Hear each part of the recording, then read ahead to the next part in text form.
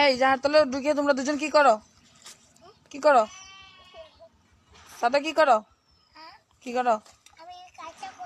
হ্যাঁ, কি কাজা করো তুমি? গরু খায়? ওরে আল্লাহ রে, এনতে ঘাস নিয়ে পরে গরুরে দিব?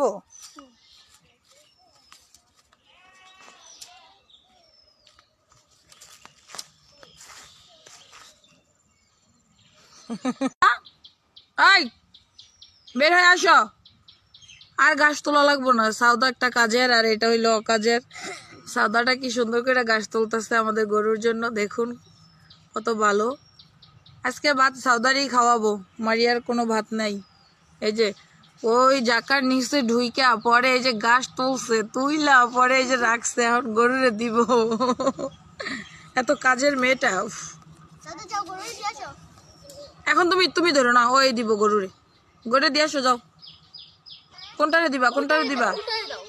এই গরুরে দিবা নাকি এই গরুরে দিবা? কোনটারে দিবা? কোনটারে দিবা?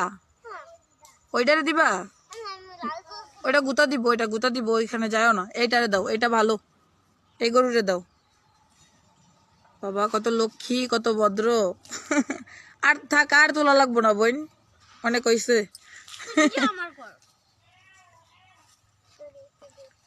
সাদা এগুলো গরুরে দিয়ে আসো, আগে দিয়ে আসো। আরো তুলবা?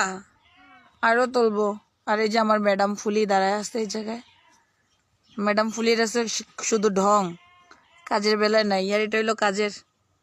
সাদাটা হইলো আমার ফুফাতো বোন, আমাদের প্রতিবেশী ফুপু খায় আমার। এখন আমার মেয়েও গাছ তুলতেছে। আমরা রোদের মধ্যে বসে আছি, এই জায়গায় আমার বইনে বড়ই খাইতেছে আর নাচানাচি করতেছে।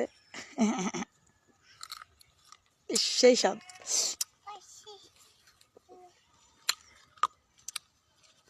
কেমনে খাইছো? একটা খা। সাদা একটা বড়ি দিয়ে দাও তো। আমরা এই জায়গায় রোদ্রে বসে বসে বড়ই খাইতেছি। সাদা মরিচ খাইস না তো বোন তুই?